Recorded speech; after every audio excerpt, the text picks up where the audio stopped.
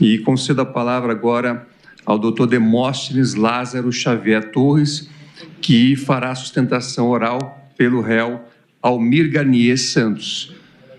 Dr. Demóstenes, seja bem-vindo à tribuna.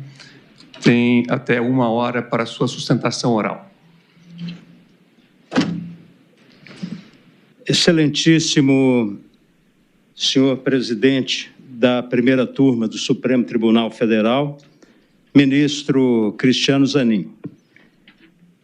Eu tenho verdadeira admiração por Vossa Excelência, porque coincide com a minha aposentadoria no Ministério Público e entrada na advocacia vamos dizer, o auge de Vossa Excelência como advogado. E quando Vossa Excelência ainda estava advogando, houve um episódio em que Vossa Excelência foi assediado por um grupo de desqualificados. Eu tive a oportunidade, naquele momento, em escrever a seu respeito. A cintilação de Zanin, um dos operadores do direito de maior sucesso nessa república, se reflete nos resultados de seu trabalho. Existem explicações políticas e sociológicas para o retorno de Lula da Silva à presidência. A jurídica tem nome e sobrenome, Cristiano Zanin Martins. Na defesa de seu representado, elaborou teses, insistiu, debateu e, ao fim, obteve êxito, o melhor advogado que poderia existir na biografia do presidente. Acreditou ininterruptamente no personagem na causa.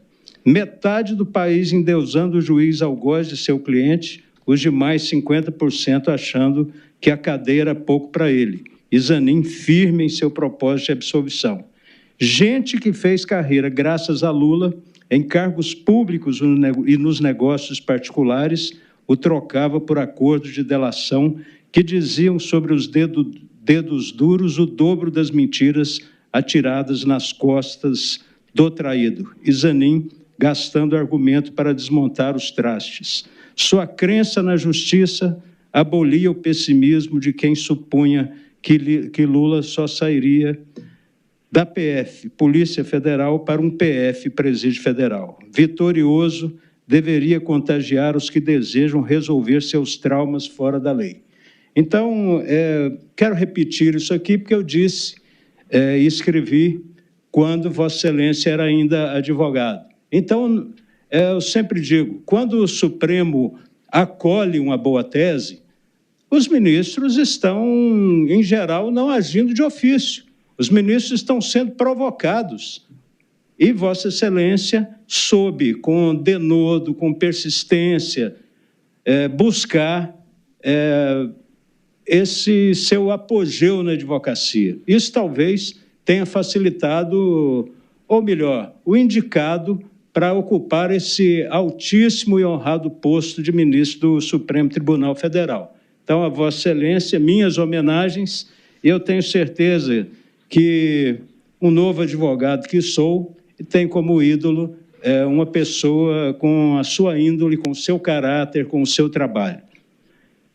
Excelentíssimo ministro Alexandre de Moraes, conheço Vossa Excelência há muito tempo, sei da sua dedicação, do seu denodo. Vossa Excelência é primeiro lugar em concurso.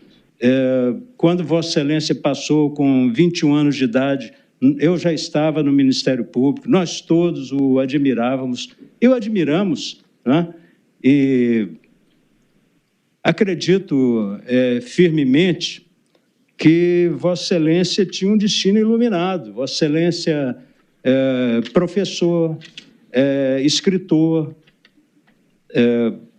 e é uma pessoa dedicada. Outro dia eu dei uma entrevista, eu falava, olha, não brinquem com o ministro Alexandre de Moraes, porque ele conhece o processo. Ele não é alguém que esteja ali se deliciando com algo que não seja a própria consciência dele. E eu tive a oportunidade também de escrever sobre Vossa Excelência. E concluía dizendo assim, quer enfrentar Moraes? Use instrumentos republicanos. está insatisfeito com suas decisões no Supremo, recorra. É o que os advogados têm feito. Supõe saber mais de direito constitucional do que ele, debata nos autos e audiências. Mostre conteúdo intelectual e documentos. Publique artigos e livros. Tudo sem nada de discurso de ódio. Também tive a oportunidade de elogiá-lo em vários encontros e palestras, porque acredito firmemente em Vossa Excelência.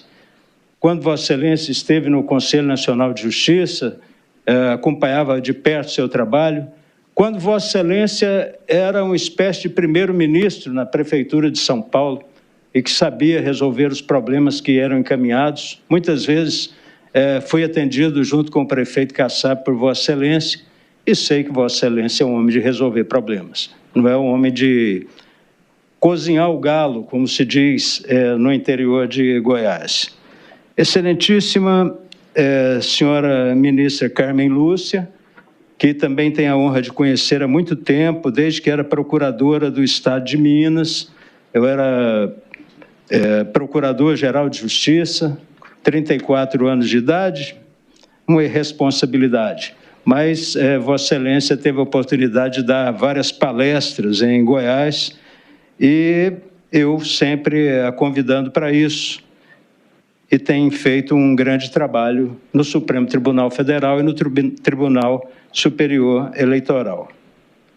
Ministro Flávio Dino, volto um pouco antes para fazer a saudação ao ministro Luiz Fux.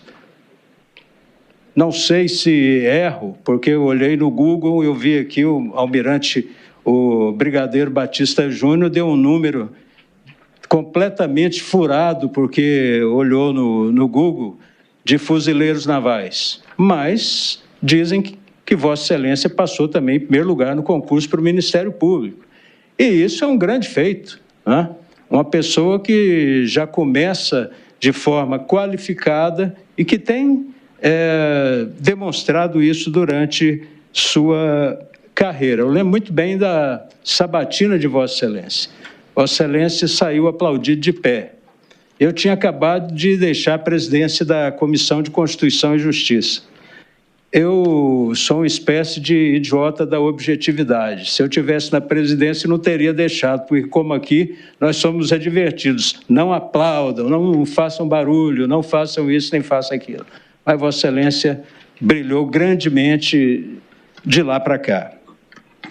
Ministro Flávio Dino, o ministro dos três poderes, né? Como nós já tivemos vários aqui, alguns, melhor dizendo, ministro Prado Kelly, ministro Aliomar Balieiro, ministro Nelson Jobim, de quem Vossa Excelência foi juiz auxiliar, né? E Vossa Excelência, talvez ocupando os três postos mais importantes no Executivo. Só lhe faltou a presidência da República, mas é muito jovem ainda, quem sabe esse dia ainda não chega. Eu quero dizer que acho que Vossa Excelência teve premonição de que seria ministro do Supremo Tribunal Federal. Por quê?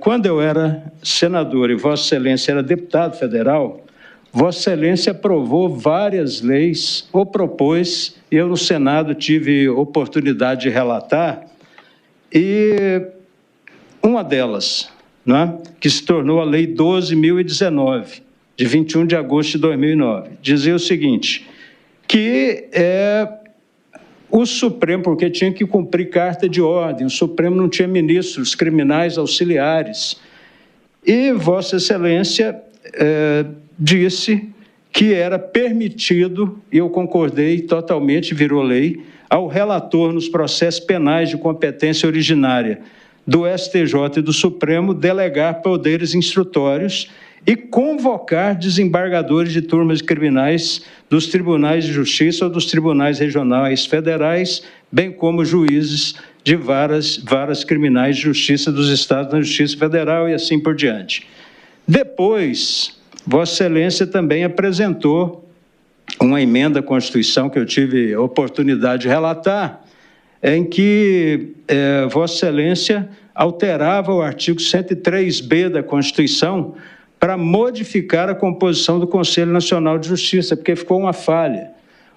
Na composição, qualquer um poderia ser o presidente do Conselho Nacional de Justiça.